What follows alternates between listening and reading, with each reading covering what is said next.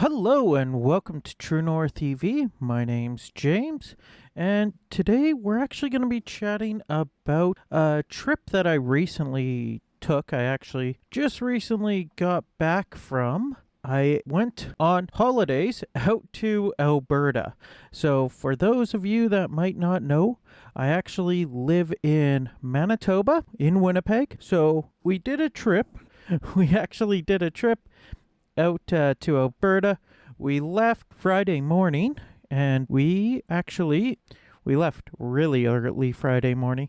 My wife and family were not overly happy. We actually left at I started packing the vehicle at 2. I had everything all ready to go. So 2 in the morning, the vehicle got packed. By 2:15, everybody was starting to load in the vehicle. By 2:30, we were on the road, heading out to Alberta. So 2:30 in the morning, we started our trip.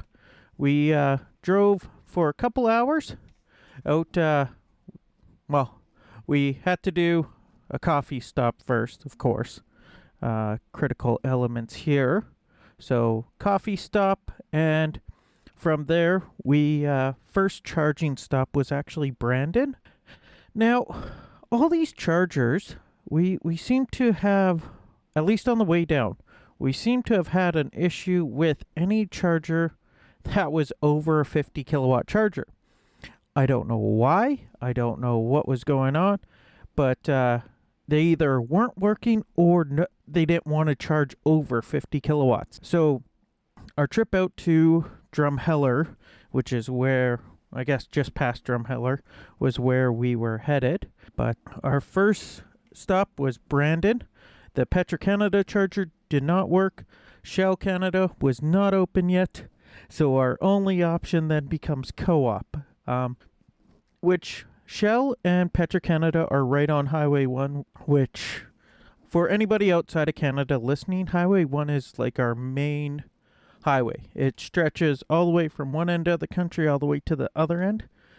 And that's kind of how I did most of my traveling, was on Highway 1. But in Brandon, the chargers that allowed me to stay on the highway, those were not working.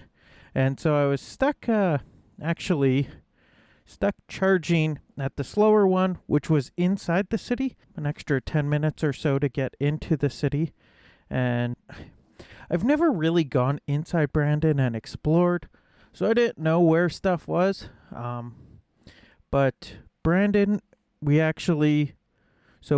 were able to charge up where we weren't able at Petro and Shell, but it went for about a half hour and then turned off for whatever reason.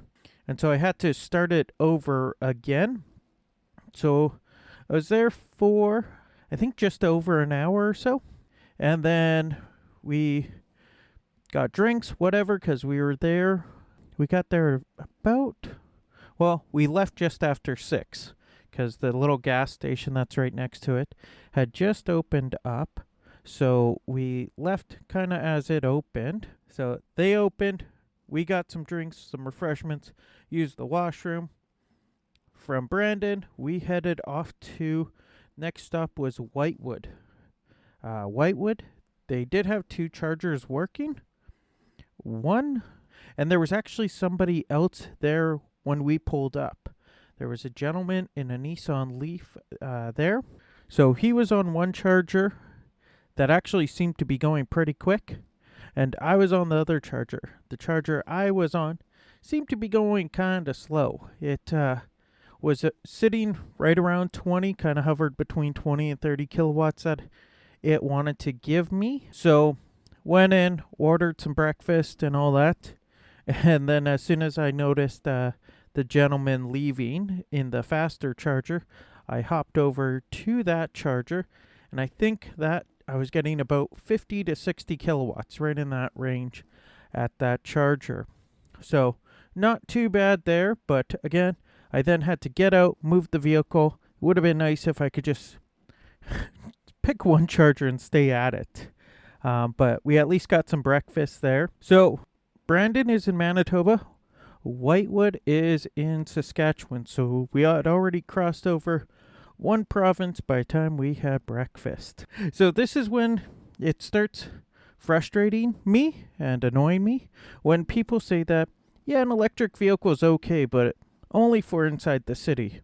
I've already crossed over one province and heading across that province to go to another province.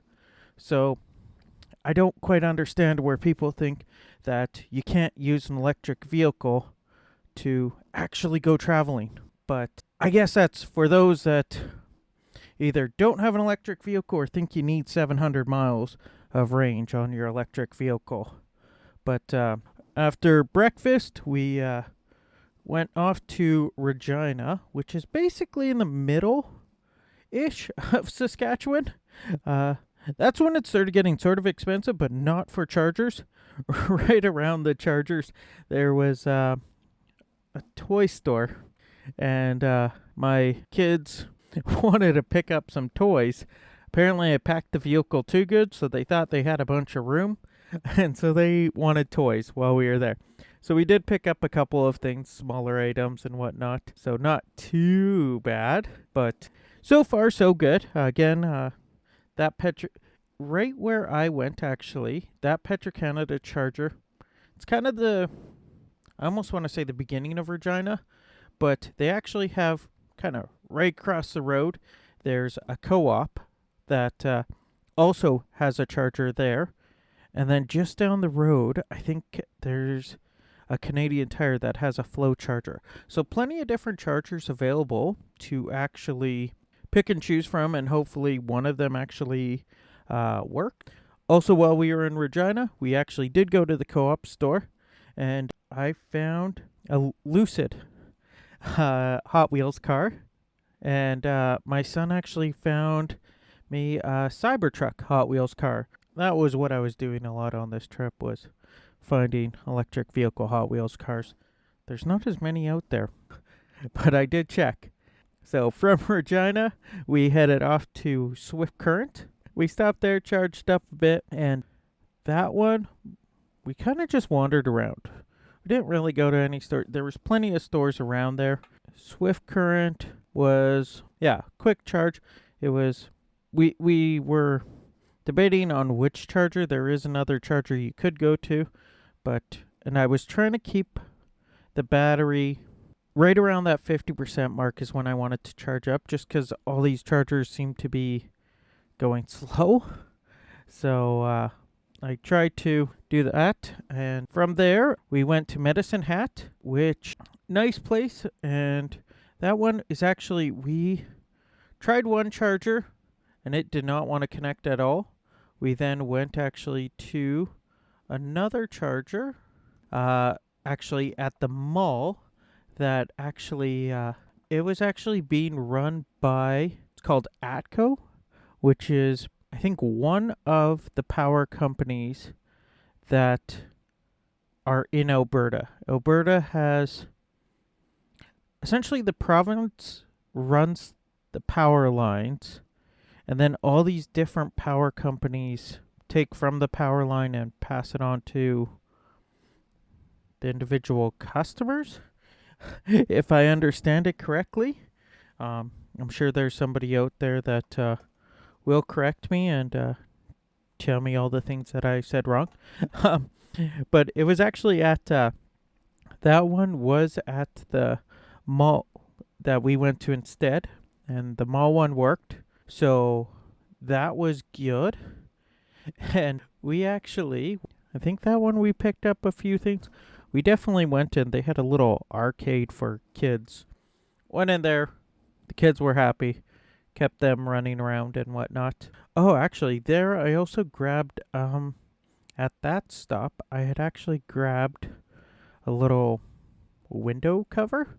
Couple of window covers to try to keep some of that heat out. It was definitely getting warm there.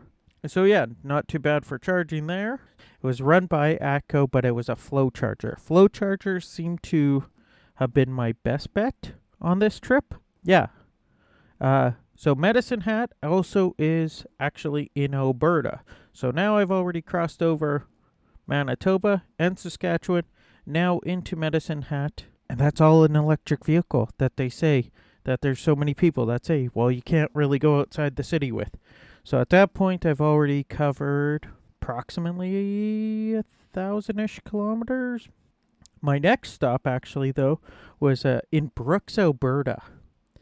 That also was a flow charger, but they had this billboard kind of right beside it. And how you get to the charger, at least from the way I was going, you kind of use this roundabout and you pass a big field that is just covered in solar panels. And then once you get to the charger, they have this sign talking about how essentially the power that you're using to charge up your vehicle is being made with those solar panels. So that was pretty cool. It was a nice nice green power, I guess. So that one, we actually, there's just one charger there. So we actually had another person waiting. They also had a Kona Electric, and they were from Quebec. So they were coming.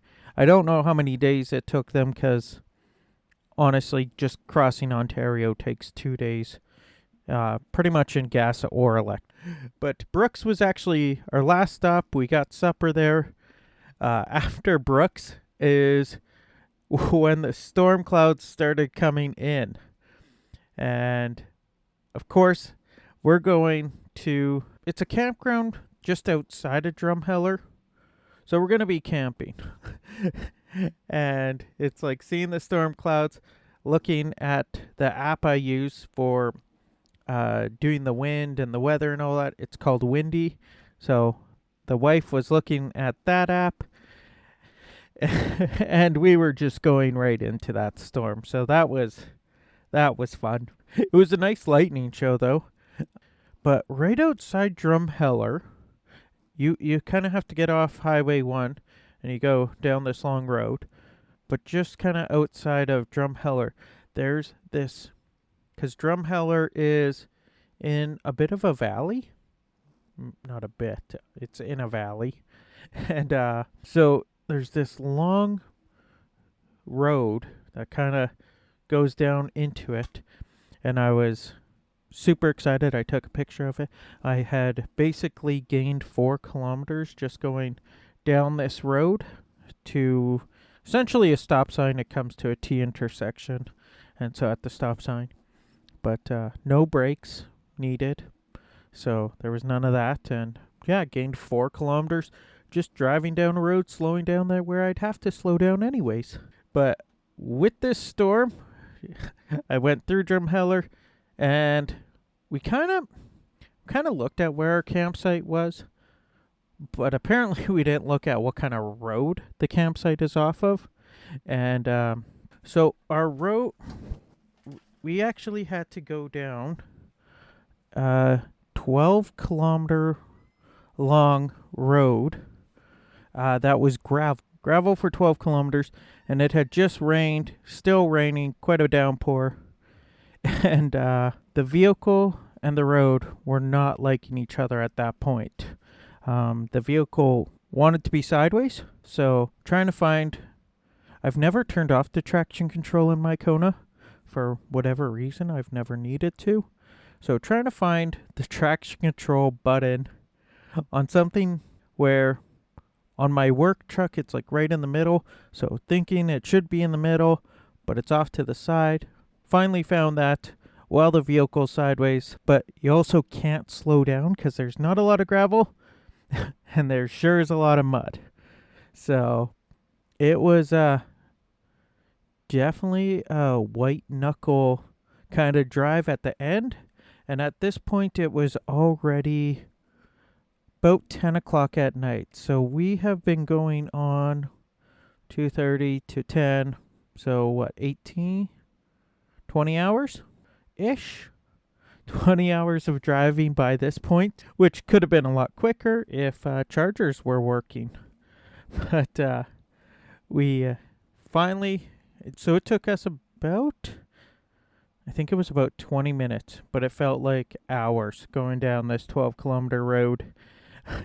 And so we got to the campsite trying to set up a tent in the rain and got the tent set up, got the vehicle plugged in. So campgrounds normally have either a TT30 plug-in or a 1450 plug-in. These were all TT30 plug-ins, so I brought my adapters with me and all that. Plug in the charger, and I look at the vehicle. I was getting 1.7 kilowatts coming out of that charger, or out of the plug, through the charger into the vehicle. So it was essentially the same as if I had plugged in to your normal 120 outlet, but it was supposed to be double, because a 120 outlet normally is about 15 amps, where this should have been 30 amps, but still super slow. I don't think I've used that adapter at a campground before. I've used it, I believe it was that adapter. Maybe it was a different one. I have about 4 different adapters. I know I have used a 30 amp adapter on a heater plug, and I'm pretty sure I got way more than 1.7 kilowatts. So I'm not sure if it's a campground deal. Eventually, I'll be going camping again, so I can let you know. Most of the new campsites, though, do have 50 amp plugs, so this was a bit of an anomaly. But inside Drumheller, lots of electrics, actually. They do have, I think, 4 or 5 different EV plugins, like just J1772s. So I did see plenty of Tesla Model 3s, couple Model S's, Ioniq 5s that had roof rack, and actually the little Thule boxes. And then, because I would then use the chargers in town while we were kind of walking around town, checking out some of the other stuff that Drumheller has. There was one plug-in that I went to go use, and as I was driving up, I was super annoyed because I could see that there's a truck parked there, and I just see the side shape of it, and I knew it was an F-150. I'm like, really? Truck parked right where I need to stop. Feeling kind of annoyed, and then I get closer to it, kind of pull around the front, and I see it's an F-150 Lightning. And me and my son, my older son, were super excited to see it. It looked awesome, amazing. The owner wasn't around. I don't know where the owner was. They didn't check in at PlugShare, so no way to actually even find them to chat with them about it. But it was a gorgeous truck. Well, look a lot like an F-150, just better. Except for how low it sits, which that's a winter problem. So, yeah. Charged up, was able to charge up and go places. So, no real issues with charging there. Would have preferred the campsite to be faster charging, but it got us through it. There was never a point that I felt we wouldn't be able to do something or go somewhere because of how much range we had. So there was that. And yeah, we stayed in Drumheller Friday night, Saturday, Sunday, left Monday, headed up to Edmonton on Monday. And then in Edmonton, we actually got a hotel, a Best Western, because Best Westerns are actually putting chargers in at their hotels. I did feel super safe at that Best Western because there was a lot of RCMP officers because the Pope was down. So we were able to use that charger, but you needed a key. There was a key on the charger itself. So it was in a box that you park at, and then there's a key that you turn to turn on the charger, which is super nice because then you don't have people just using it. The front desk then knows somebody's using it. So it's super nice that way. And it cost us nothing other than the hotel that we were going to be using. Again, drove around Edmonton, never had any issues. And I did leave my contact info, so if anybody needed the charger. But unfortunately, there was nobody else that needed a charger. But there was also plenty of chargers around Edmonton because I was staying at an area around Edmonton International Airport. So there was plenty of chargers all around. And so it was nice to never be concerned about that. Plenty of driving. Realized Edmonton is very different driving when there's construction going on there. But yeah, we stayed in Edmonton for a while and then headed up to where my family lives, up in Bonnyville/Cold Lake area. And we stayed at another Best Western there. But on the way there, about halfway between, so about 160-ish kilometers, there is actually a Canadian Tire was Tesla chargers put in, but then they have 2 flow chargers. So I've been also finding that the flow chargers that are at the Tesla superchargers seem to always work. Those seem to have no issues working. So we actually charged up there, and kind of across from there, there's actually a Boston Pizza. So went and got lunch. We did have a few people, actually going back to Drumheller, we did have a few people at the campground actually asking us how we liked our electric. They're kind of thinking of going with, like, the one gentleman actually had an F-150, so he was kind of thinking about going with an F-150 electric. His concerns were range. So had a great conversation with him. Talked to a lot of friends and family in both Edmonton and Bonnyville area. And even when we stopped for our lunch in Vegreville, which is where we stopped, at that charger at Canadian Tire, there was an elderly gentleman. I believe he said he was either late 80s, early 90s. And I think I spent a good 20 minutes chatting with him about it, about how it's been traveling all the way from Winnipeg to there and how much it's cost. So he was super interested. His big concern was his age and about getting something newer, because he had his trusty old what would actually now be considered a classic, a 80s vehicle. And so yeah, charged up there, no issues. From there, stayed in Bonnyville's Best Western. And when I was at the Best Western, one of the days, there was a gentleman with a Tesla Model Y. It's a smaller town. They only have, I believe, only one other charger. There's actually 2, but one's at a dealership that they don't really seem to let just anybody use. But there is another charger that you can pay for, but it's just a J1772 charger. And so there was a gentleman with a Model Y that wanted to use the hotels. The hotel used to allow kind of anybody just with a donation or whatever to use it, but they've since changed it so that it's only for guests only. So this gentleman wasn't able to charge. So what I would love to see, though, is possibly these hotels actually putting in proper chargers, like not... I say proper chargers, maybe level 3 chargers, couple level 3s, or even level 2s that we pay for. Maybe we get a discount, or maybe there's kind of like a promo code you could put in if you're actually a guest there. But so these hotels can actually recoup some of the costs of these chargers and put in some better chargers. Allow the public to use it if there isn't a guest there. Although that hotel does seem to attract, maybe. There seems to be a lot of electric vehicles that sign in there on PlugShare. So if they had a way of actually having even just your normal people just pay to charge, I think that would, I feel, benefit both everybody and the hotel. But yeah, so we stayed there for a while, and then we started making our way back. The way back was a fair amount easier, because we were breaking it into 2 days.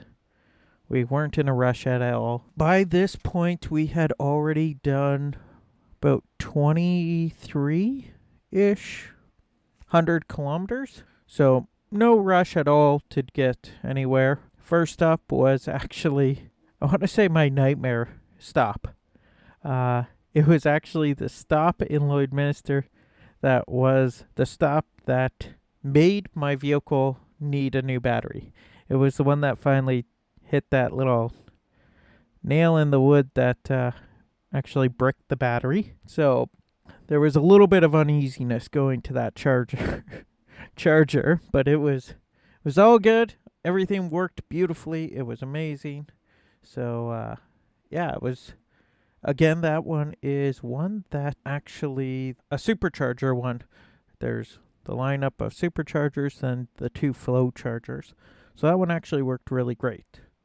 And always does. So from there, our next stop would have been Saskatoon. We stopped in Saskatoon.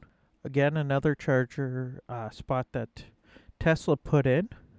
So that there from Lloydminster to Saskatoon, I believe, is about 240, 260 kilometers. Never had any issues. There was never any stops that I was concerned about. It's all just bladder stops. Between my kids and us, somebody needs to use the washroom before we need to charge. And so, yeah, stopped in Saskatoon, charged up at the flow chargers that are from Tesla, but lots of that one has, I believe, 6 superchargers, and when I rolled up, there was 3 Teslas there. So it's nice to see they're getting plenty of use out of them. And yeah, that's in big mall area, and so plenty to do, plenty of food choices. Heck, we even went to the pet store, so my youngest son can go look at all the animals and fish and all that the pet store had. So plenty to do. A little bit harder maybe if you're going at night, but when we were there, it was great. From there, we actually drove all the way south to Regina, where we actually spent the night. Our hotel there did not have a charger, but we actually then went to the same-ish area that we went to charge up initially, but I figured I'd give the co-op chargers a shot. So I plugged in at the co-op chargers there, but it was super slow. But the Petro-Canada chargers on PlugShare were saying those weren't working. So it was kind of what I chose, and I just brought my phone, watched some Netflix and all that on there. So not a big rush. I did charge up fully-ish. I think I went to 90%, so that it's all ready to go in the morning. So in the morning, we left 8, 9 in the morning. Not a big rush to get out. And we got to, next stop would have been Whitewood. Charge up there. Whitewood was actually a fairly quick charge. The chargers on the way back seemed to actually be working. They actually were working, and they were working way faster than on the way out. So Whitewood, we actually charged up super quick, kind of quick in and out there. I think we were there maybe 15 minutes, and then we were gone. And then we were actually in Manitoba. We're back in Manitoba and back to Brandon. We charged up at the Petro-Canada in Brandon. We kind of had a late lunch there. And actually, the charger was quicker than our food. I actually had to go out and move the vehicle because it was done charging before we actually were done our food. So I guess that's a good sign. But I've also noticed it seems like after they put in the battery, that 90 to 100% charge on the Kona, it really drops it down, and it takes forever. So most of my stops were charging to 90% at the most, which is kind of, I guess, what the manufacturers want. So basically 90%, and after 90 it dropped to single digit charge kilowatts. So Brandon, and then back home. So we did a total of 3,700 kilometers for a total cost of $210 is what it cost us. And I guess you could get really stickler for details. We did stay at hotels that essentially charge was free, and at the campsite we charged. That was free. So there's a little bit extra expenses there if you really want to get really technical, but most would probably stay at those some hotel anyways. I would think most would, but no issues. The only, I guess, sort of issue we had was bugs did not want to come off. They were on super good. But yeah, great trip. No issues. Lots of people asking about it, talking about the Kona. Well, talking about electric vehicles and how cheap they are. Because, what, $210 basically hardly gets me, well, with gas and our old vehicle, that would maybe get us to Alberta and not back. Since getting back, though, actually, we have actually received our one check from Hyundai, reimbursing us the cost of the fuel and of the fuel that we had when we had our rental vehicle. So this is all going back to essentially June. Yeah, it was end of June when I picked our Kona back up. So from end of June till mid-August-ish to finally actually receive reimbursement. Apparently, it took a couple of weeks just for the dealership to be able to put it through, because for whatever reason, Hyundai Canada didn't want it through, even though they sent me emails, and I sent those off to the dealership showing that they approved it. It was, it was quite the interesting deal, which is, again, why I sometimes really struggle with Hyundai. I still haven't actually received any info saying if my warranty is changing. Like with GM, they essentially started your battery warranty off. I haven't heard anything about that. The dealership didn't know anything about that. There's also that Visa card that Hyundai Canada is supposed to be sending me. I haven't heard anything about that. So we'll see how long everything else actually takes. On my trip, though, I found a magazine. I've ordered it online, so they make it, I think they said 4 issues a year, so essentially quarterly. It's called EV Builder's Guide, and this is more looking at essentially conversions. If you're looking at doing conversions on an older vehicle type deal, then it's a fantastic magazine. It's an old 68 Ford Bronco that's on the cover. That they converted to fully electric. So they call it the world's first all-electric resto mod magazine. It's sort of expensive in way of magazines. It's what, $11 Canadian?